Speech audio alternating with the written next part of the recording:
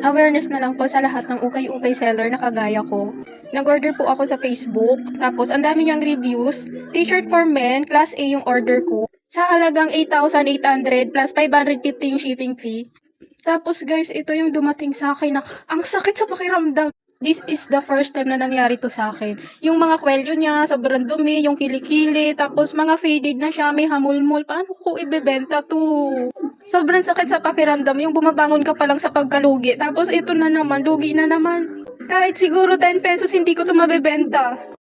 Habang nag-voice over ako nito, sobrang hindi ko talaga mapigilan umiyak. Hindi ko pa nababawi yung mga puhunan ko tapos lugi na naman. Wala akong masisisi kundi sarili ko lang din.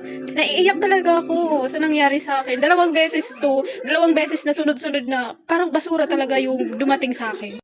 Naka-close kasi yung legit supplier ko kaya nag-try ako sa iba pero sana inintay ko na lang mag-open sila kung ganito mangyayari. Shinare ko tong video na to kasi gusto kong maging awareness yung iba na nag-ukay-ukay seller din na kapag o-order kayo ng bale ng bulto, make sure na sigurado talaga na legit yung seller. Minessage ko din po yung seller nito, tapos siya pa yung galit. Sabi niya, kung mag-ukay-ukay ka, kung magbi-business ka ng ukay-ukay, dapat kailangan mong i-manage your expectation mo. Class A po yung order ko, hindi class B. Kahit class B, hindi ganito itsura eh.